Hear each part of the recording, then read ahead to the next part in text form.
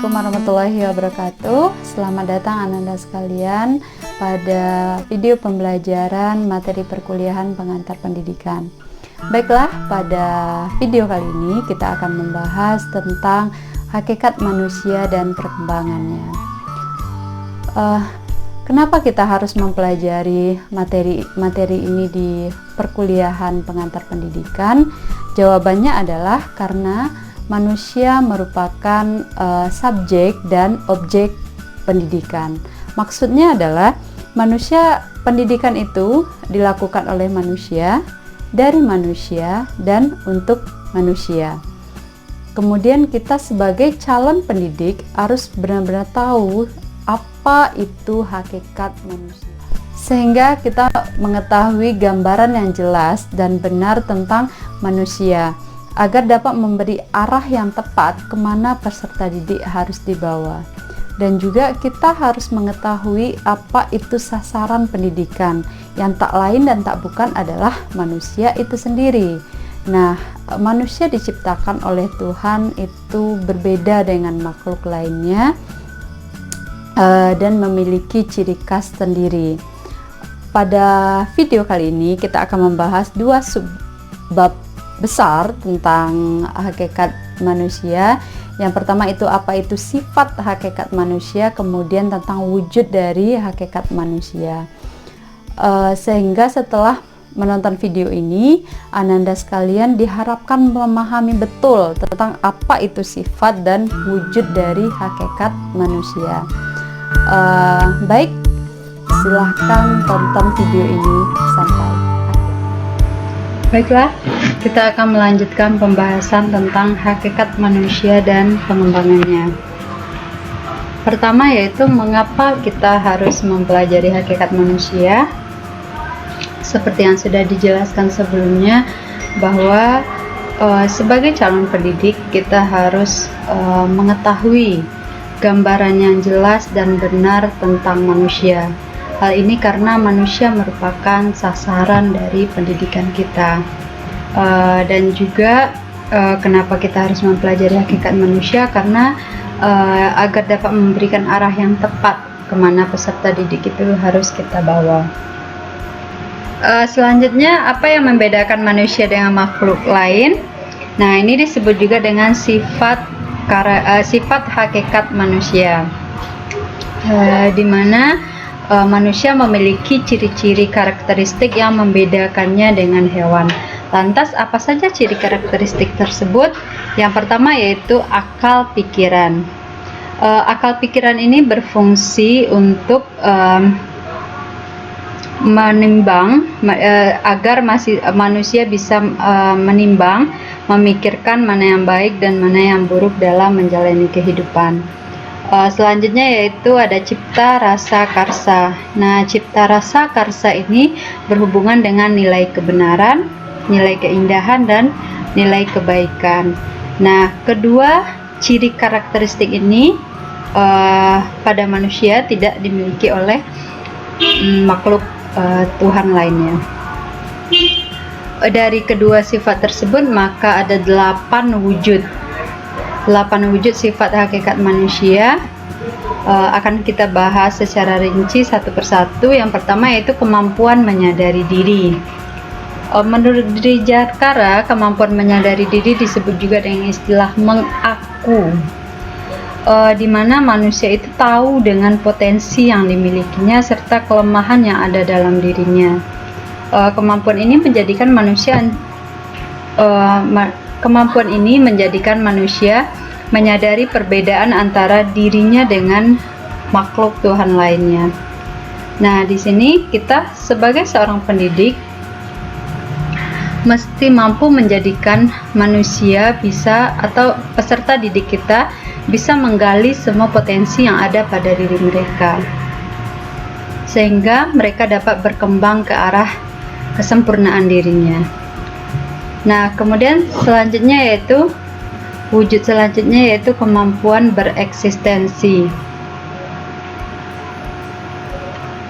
Manusia itu mampu eksis dalam berbagai perbedaan lingkungan tempat mereka berada. Kemampuan bereksistensi ini disebut juga dengan kemampuan menerobos ruang dan waktu, di mana manusia mampu menerobos ruang dan waktu dan menempatkan diri mereka pada berbagai situasi. Dan kemampuan bereksistensi ini juga merupakan penyempurnaan dari adaptasi seseorang manusia. Ada quote yang bagus dari Drijakara, di mana manusia bukan berada seperti hewan di dalam kandang atau tumbuh-tumbuhan di dalam kebun, tetapi melainkan manusia itu mengada di muka bumi. Nah, untuk wujud selanjutnya yaitu pemilikan kata hati. Kata hati disebut juga dengan nurani, atau sebagian orang menyebutnya juga dengan indera keenam.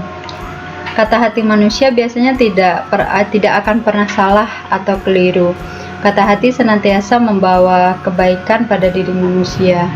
Karena dengan kata hati manusia bisa membuat keputusan tentang apa yang baik atau benar dan apa yang buruk atau salah bagi manusia itu sendiri. Nah, pertanyaannya adalah, kenapa ada saja manusia yang melakukan tindakan yang tidak sesuai dengan ketentuan yang berlaku? Nah, hal ini disebabkan karena banyaknya manusia yang tidak mendengar kata hati mereka. Sebagai seorang pendidik, kita harus mampu mengasah kata hati peserta didik kita. Hal ini dapat dilakukan dengan menimbulkan empati dalam diri setiap peserta didik. Selanjutnya yaitu moral. Nah, moral ini sering juga disebut dengan etika dan diartikan dengan perbuatan yang dilakukan atau nilai-nilai kemanusiaan. Nah, bermoral berarti melakukan sesuatu sesuai dengan kata hati. Nah, kalau sebaliknya yang tidak bermoral berarti melakukan sesuatu yang tidak sesuai dengan kata hati manusia. Nah, kemudian ada lagi istilah etiket. Etiket itu diartikan dengan hanya sekedar kemampuan bersikap atau bersopan santun. Untuk memupuk moral peserta didik, maka pendidik harus menanamkan pendidikan moral untuk mereka. Nah, pendidikan moral ini bertujuan agar peserta didik mampu dan berani berbuat sesuai dengan aturan dan norma yang berlaku. Selanjutnya yaitu kemampuan bertanggung jawab.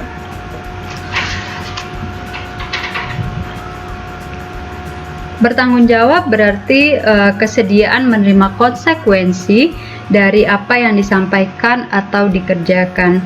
Dalam kaitannya dengan tanggung jawab, terdapat 3 tanggung jawab pada diri seorang manusia. Yang pertama yaitu tanggung jawab kepada diri sendiri, tanggung jawab kepada masyarakat, dan tanggung jawab kepada Tuhan. Nah, tanggung jawab kepada diri sendiri ini berkaitan dengan berupa penyesalan terhadap apa yang telah dilakukan ataupun gembira dengan keberhasilan yang telah diraih. Tanggung jawab kepada masyarakat adalah kesediaan menerima risiko dan tuntutan dari norma-norma sosial. Adapun tuntutan dari norma sosial itu seperti ejekan atau pujian dari masyarakat, hukuman di penjara, dan lain sebagainya. Nah, sedangkan tanggung jawab kepada Tuhan berarti menanggung tuntutan dari ketentuan-ketentuan agama seperti merasa berdosa, hari pembalasan, dan lain sebagainya. Nah, dari ketiga tanggung jawab itu tadi nampak tergambar bahwa ada hubungan yang erat antara moral, kata hati, dan tanggung jawab, di mana seseorang manusia yang memiliki tanggung jawab yang tinggi, maka dia akan melakukan sesuatu tindakan yang sesuai dengan kata hatinya. Sebaliknya, manusia yang tidak memiliki rasa tanggung jawab akan melakukan sesuatu perbuatan secara terpaksa atau bertentangan dengan kata hatinya. Selanjutnya yaitu wujud selanjutnya rasa kebebasan, atau biasanya disebut juga dengan rasa kemerdekaan. Kebebasan yang dimaksud di sini bukan kebebasan yang tidak terikat sama sekali, melainkan yaitu kebebasan yang terkendali oleh kodratnya manusia.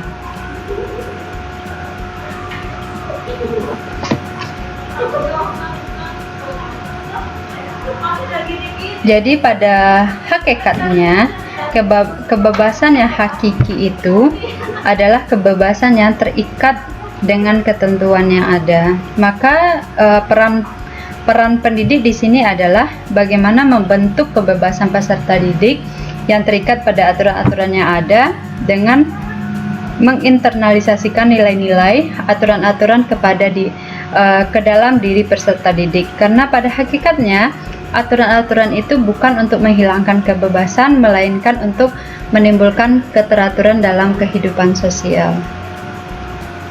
Wujud selanjutnya yaitu kesediaan melaksanakan kewajiban dan menyadari hak. Dalam kehidupan selalu ada kewajiban dan hak. Tak ada hak tanpa kewajiban, dan kewajiban ada karena ada hak yang harus kita penuhi. Nah, kewajiban merupakan keharusan yang mesti dilaksanakan, sementara hak merupakan ketentuan yang bisa didapatkan setelah menunaikan kewajiban. Dalam kehidupan sehari-hari sering diartikan hak sebagai sesuatu yang menyenangkan, sementara kewajiban merupakan sesuatu beban. Pertanyaan yang mendasari adalah, apakah benar kewajiban itu sebagai suatu beban? Nah, ternyata kewajiban itu tidak merupakan beban tetapi merupakan keniscayaan bagi manusia. Menteri Jakara menyebutkan bahwa selama seorang manusia itu menyebut dirinya manusia dan mau dipandang sebagai manusia, maka kewajiban itu menjadi keniscayaan baginya. Sebab jika ia mengelakkan, berarti ia mengingkari kemanusiaannya. Nah, berkaitan dengan kewajiban, maka terdapat sebuah sikap yang harus melekat pada diri seseorang, yaitu sikap disiplin. Disiplin ini berarti sikap mental yang secara sadar mematuhi aturan dan ketentuan yang berlaku.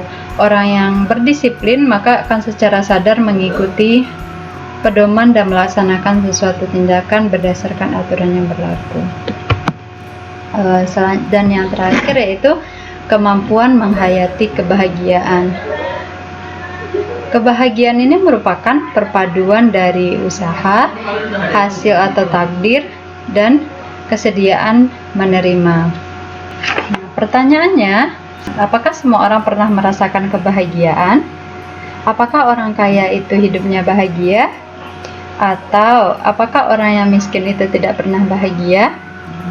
Nah, sebelum menjawab ketiga pertanyaan tadi, mari kita bahas satu persatu dari usaha, hasil atau takdir, dan kesediaan menerima. Pertama yaitu usaha. Orang akan bahagia apabila telah melakukan usaha secara maksimal untuk memperoleh kebahagiaan. Misalnya, seseorang mahasiswa akan bahagia apabila telah maksimal menjadi mahasiswa yang baik, seperti mengumpulkan tugas tepat waktu, masuk kuliah tepat waktu, kemudian mengikuti aturan kampus dengan sebaik-baiknya. Selanjutnya yaitu hasil dan takdir. Hasil merupakan buah dari usaha yang dilakukan. Semakin banyak usaha yang dilakukan, maka semakin besar peluang hasil yang terbaik untuk diraih. Terdapat pepatah Melayu bahwa kalau kita menanam padi, maka padi yang akan tumbuh. Begitupun kalau kita menabur angin, maka kita akan menuai badai. Akan tetapi terkadang dalam beberapa situasi usaha tidak sebanding dengan hasil, karena ada faktor lain yang dinamakan dengan takdir. Takdir merupakan ketentuan dari Tuhan yang telah digariskan untuk setiap hambanya.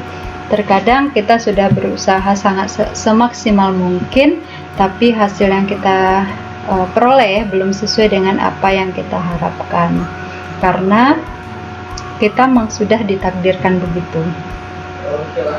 Dan kemudian yang terakhir yaitu kesediaan menerima.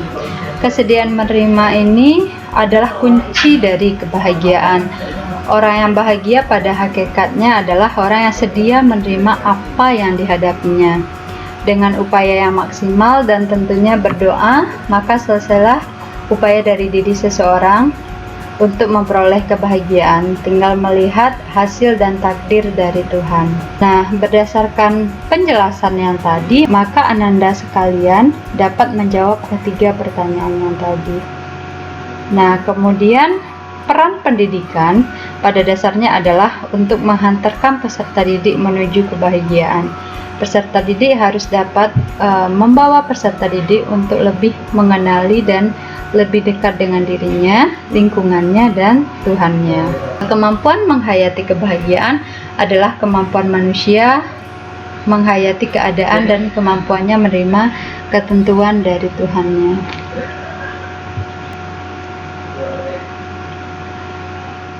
Baiklah Ananda sekalian, dari penjelasan video tadi dapat kita simpulkan bahwa sifat hakikat manusia ada dua, yaitu yang membedakan manusia dengan makhluk Tuhan lainnya.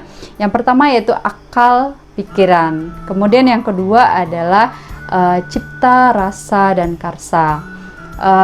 Selanjutnya wujud dari kedua sifat ini, yang pertama yaitu kemampuan menyadari diri, kemudian kemampuan bereksistensi, pemilikan kata hati, moral, kemampuan bertanggung jawab, rasa kebebasan, kemudian kesediaan melaksanakan kewajiban dan menyadari hak, dan yang terakhir yaitu kemampuan menghayati kebahagiaan. Untuk materi pada video selanjutnya, kita masih pada bahasan hakikat manusia dan perkembangannya dengan subbab bahasan yaitu dimensi-dimensi hakikat manusia, kemudian manusia Indonesia seutuhnya.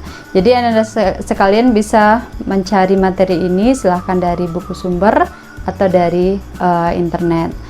Baik, sampai di sini dulu video kita. Sampai ketemu di video selanjutnya. Assalamualaikum warahmatullahi wabarakatuh.